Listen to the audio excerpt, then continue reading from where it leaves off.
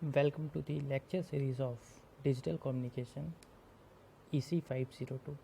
I am Amish Kumar Jha, Assistant Professor, Department of Electronics and Communication, Oriental College of Technology, Bhopal. Today we are going to discuss about the basic properties of impulse signal and its use in sampling.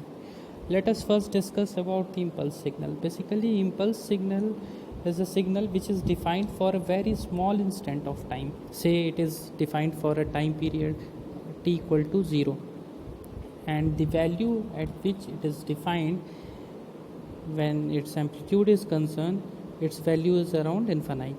That means delta function at t equal to 0 is infinite in terms of its amplitude. But when we are talking about the area, its total area is equal to 1.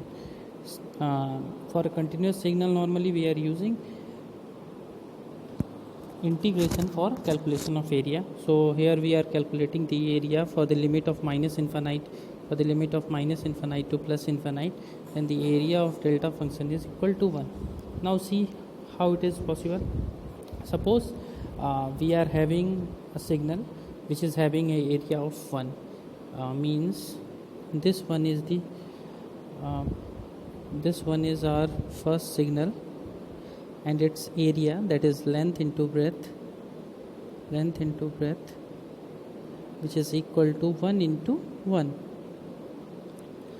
square unit. Okay, when we change its breadth by 1 by 2, then its length became 2, so that the area is constant and is equal to 1.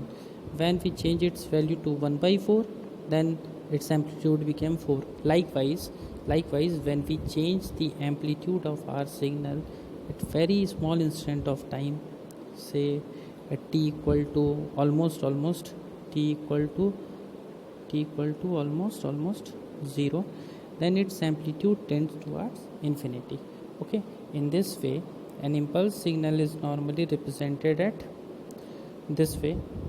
For t equal to 0, its value is almost infinite, and it is represented by arrow sign. Now what happens when this impulse signal is moved to some another value? That means when we shift it in time domain. When we shift it in time domain, suppose we are putting the impulse signal at t equal to 2. At t equal to 2, still the area covered for the limit of minus infinite to plus infinite, the total area covered by the impulse signal is still this same, that is 1.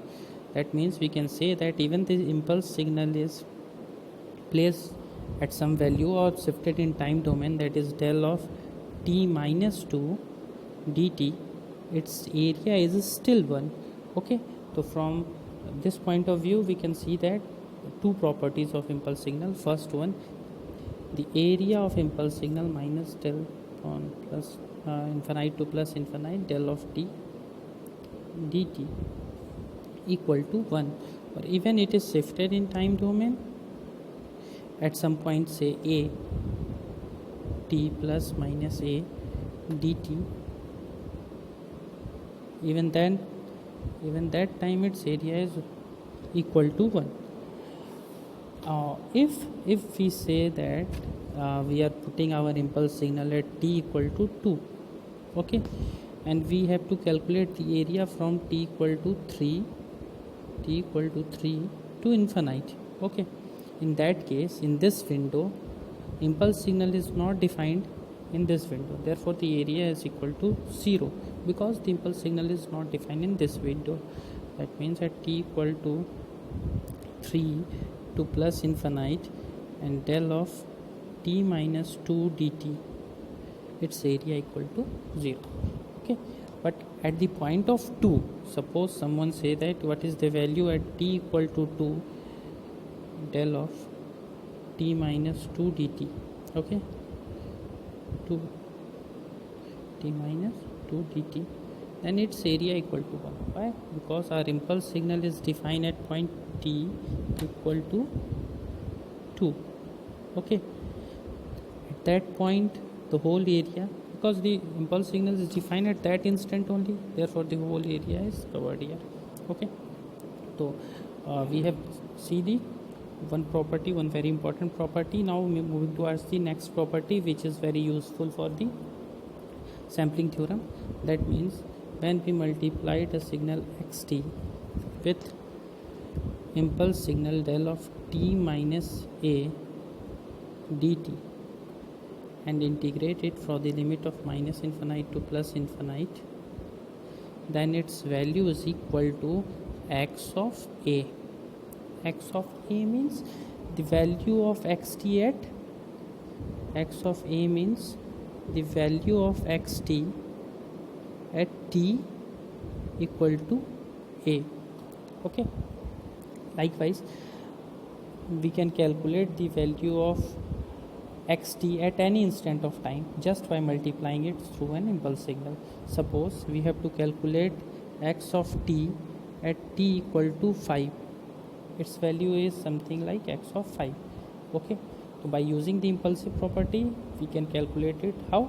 We can calculate it, integrate from minus infinite to plus infinite, multiplying the signal xt into del of t minus 5 dt.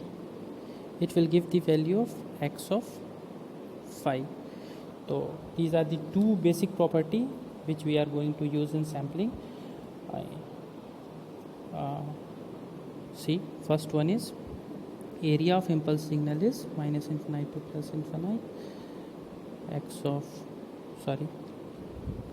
del of t dt equal to 1, and multiplying the signal xt del of t dt equal to x of 0 for minus infinite to plus infinite.